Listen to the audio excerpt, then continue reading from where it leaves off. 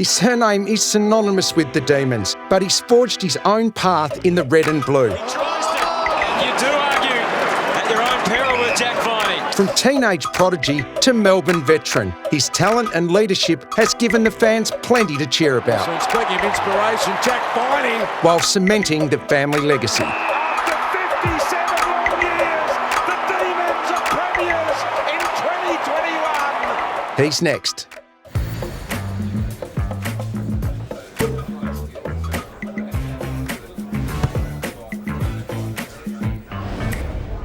Hello and welcome to Knockoffs, brought to you by Pepper Jack Wines. I'm Richo, and what a guest we have for you today. He is royalty down at the Melbourne Football Club. He's a father-son, he's a premiership player, he captained the club, and of course he's one of best and fairest down there at the Dees. I'm talking about Jack Viney. Jack, thanks for coming in, mate. No problem, Richo. Always good to see you. Geez, this looks good, mate. What do we got here? It does. We've got some rare roast beef on sourdough and a bit of horseradish on top. Beautiful. That'll go well with the pepper jack. I think what do we got? A Shiraz Cabernet down there. We'll tuck into that a little bit later on, mate. I want to go right back because I know that you grew up with Tommy Mitchell. I can't imagine you two together. It would have been a bit of trouble there, I reckon. Yeah. Tommy and I grew up in the same neighbourhood, Glen Irish, growing up. Our old mans played footy together, so they knew each other quite well and ended up at the same Oz kick. So came pretty close from a young age. Always liked to get together, dress up as our favourite superheroes. Who was that? It was Batman. He was Batman? He was Batman because he was older, so Right. he'd always boss me around, and I had to cop the Robin outfit, be his sidekick. So got up to a little bit of mischief as youngsters as Batman and Robin. Mate, I heard a story actually that you dressed up as Batman because you're a competitive sort of beast. We love that about your footy. Is it true that you dressed up as Batman and then tried to jump off the roof of your garage and actually seriously hurt yourself? Yeah, that was my first sort of stitches as a youngster. I was probably about 4 years old. Got into a little bit of, I probably had no fear as a youngster and dressed up as Batman. Climbed up on top of my Mitsubishi Pajero at the time into my garage roof and then jumped off the top of it. Ended up with a big gash on my forehead. Sounds like it could have been worse. Yeah, it probably could have. Yeah. That was the first time I saw my mum cry when she saw the gaping hole in my forehead. It's nothing worse, mate, when you're a parent. I know that all too well. So you played with Tommy as well and Toby Green. That is elite company for junior footy. Yeah. At the Ashburton Redbacks there, we had, Toby Green, Tommy Mitch, so some absolute superstars. Would you have picked both of them to go on at that stage? Yeah, I reckon Tobes was the surprise packet, to have the AFL career he's had as such a superstar of the game for so long. Back in the day, he was a handy player, but Tommy Mitch was always the star footy player, was racking him up. Whereas I reckon Tobes' development, he's come a long way and, he's dominating the game at the moment. Mate, it was always footy for you. You were a star junior, you were in all the development programs, you went to Carey Grammar, and then you went across, your dad, Todd, we'll talk about him in a minute, but he went across to the Adelaide Crows, you transferred over there. You played firsts for Prince Alfred College in Adelaide in year 9. That's rare air, man. Yeah, I know. I think it made a few headlines at the time, playing first footy for PAC. I kind of, they're growing and stunted by then, so I was a bit smaller than the rest of the pack, but school footy over in SA is such a pretty tough, yeah. It's pretty amazing thing to be a part of. So absolutely loved my time there at PAC, playing a few intercols and such a strong day. Played with Sam Day, Jack Trengove, It's a big footy school. Big footy school, and we had some genuine stars coming, playing under them. So yeah, it was a huge experience. Well, you're always going to end up at Melbourne because your dad, Todd's an absolute champion in the club, a Hall of Famer down there. Was there ever any doubt that you weren't going to go to Melbourne?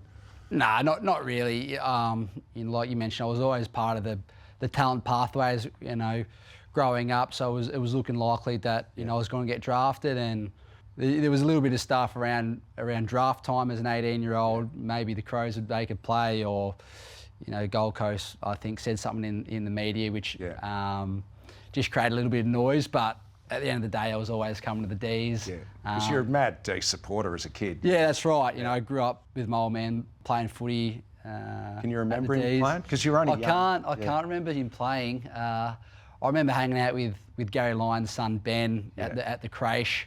Getting up into mischief. Running around the change rooms and I can't remember the old man. He tells me pretty regularly he was a pretty good player, though. He was tough. I played against Todd, and he was tough and hard. So I'm no surprise that you're exactly the same as your dad. Yeah. So I can't remember him playing, but I still got great memories of the footy club as a youngster. Yeah. Who'd you idolise from the Dees? Yeah, I think by the time I got to 6, 8 years old, Shane Woden was a star of the Dees. Yeah. Brownlow medalist. Brownlow medalist. So he was a big favourite of mine. I remember for my 8th birthday party, I had a footy-themed birthday, and my old man was somehow able to get Shane down. Wow. Which, as an 8-year-old who loves their footy was, blew my mind, and I was probably the coolest kid at school that next week. So yeah, Shane was a big favourite of mine growing up. Mate, so you get to the Dees, and your dad's a legend there. Did it make you feel more comfortable when you arrived? Because everyone would have known you. As you said, you're in the creche there. Your dad's a champion. Did you feel pretty welcome as soon as you walked through the doors there? Yeah, absolutely. No, I guess it's a bit of novelty having a father-son come to the footy club. So, I certainly felt welcomed. I'd kind of been building a relationship with a lot of the key people at the footy club for a couple of years. Yeah. My old man obviously was working there at the time as well. So I felt super comfortable, and whilst we weren't going too great at the time, I was really eager to get stuck into it and get to work. Mate, it was a challenging time for the Dees for probably your first 3 or 4 years there. It was up and down a little bit. Did that build a lot of character within you, though, as a player and the rest of the playing group? Yeah, for sure. There were some really tough times early on in my career at the Dees. We weren't much chop, and it took a little while, a few years there, for us to settle things down. We got Paul Roos over, who was a star coach. That was really important, wasn't it? Yeah, definitely. It kind of put everything at ease for a little bit, let us get to work, really build the foundations of a successful football club. And Goody took over the helm and took us to another level. Goody comes in, and you're pretty good in his first year. You make a prelim in the second year. You go over to Perth, and it didn't work out, but you look like you're really tracking. And then it was a little road hump in 2019. What happened there? Yeah, I had probably out of the blue season in 2018. We were kind of around the mark, but had a really strong finish. And then you got a young team.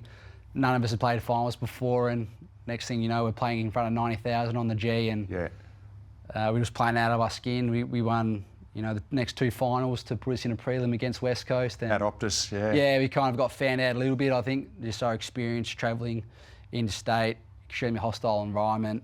We couldn't get the job done there. Had a pretty disappointing 2019. And took us a couple of years to rebuild before we got to 2021. The promised land, mate, the drought breaker. It was amazing. I guess the only thing you look back on that, I felt for the Dees fans they couldn't be there, but we know what it was all about with COVID. Just tell us about that year and when you thought, hang on, I think this is us. I think we can get this done. Yeah, well, I think we came out and won the first 9 or 10 games of the season. So probably, you get 4 or 5 games win streak under your belt, you think you're a good chance. So, I knew we were a real good chance, and then it got to the end of the season, and I can't really remember why, but I really wanted to finish top of the ladder. Like, I felt like, finishing first or second you get your home ground advantage, double chance.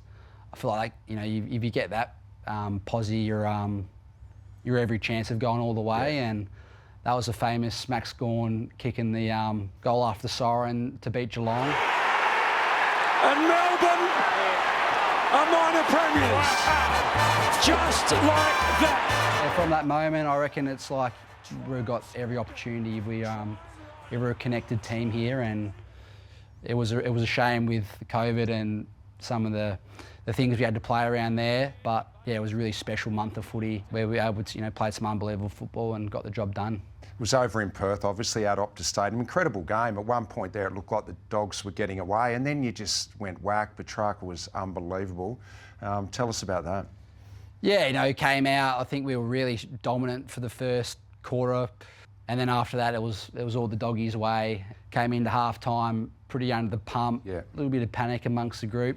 I was a bit like, not sure how this is going to go. It could go, either way, but something clicked in the halfway through the third, and then we just got on a roll, and didn't take long before the game was kind of over. Happened quickly. We just scored so quickly and had such strong momentum, and we were kind of relentless with it and just kept going until the final siren. Mate, before we move on to family and other things, who was the best celebrator? Who got amongst it the most? Yeah, Maisie? Maisie's always up there. He's top 3. I think someone who goes under the radar, who didn't actually play in the day, but Cade Chandler. He was first person running on the ground after the final siren to celebrate with the boys, and he was amongst all the celebrations and lived up the next 3 or 4 days. So he's someone who's memorable for me. Mate, before we get on to the family, tell us the Dees, it hasn't quite worked out this year. Do you think you can bounce back pretty quickly next year? You get track back and you can turn it around? Yeah, absolutely. I'm still bullish about the Dees. Next season, it's been a disappointing year. We couldn't quite find our feet. There's some good patches, but it's probably just the consistency of the year and performance that we couldn't quite nail. So disappointing. All in all, hopefully full focus on the off-season, pre-season coming out for a big 2025. Mate, you're a girl dad. I've got 3. You've got 2 girls. Give us a look at the nails. Yeah, You had the nails done last night. The pink and purple nails. So I love it. You enjoying that? I love it. So good, it's good fun. Yeah. I grew up in a pretty male-dominated family. Like I got the brother. My dad's got 3 brothers. So to have a feminine touch, really enjoying it, and home life's great fun at the moment. Yeah, there's nothing better having young girls, mate. Girl dads are great. Mate, there's some pepper jack for you to take beautiful. home. Got a case of it out there too. Don't worry about it. Thanks for coming in, Jack. Thanks for your show. Appreciate having me on. There you go. That's Jack Viney. What a star. That's it for Knockoffs. I'm Richo, and we'll see you again next time.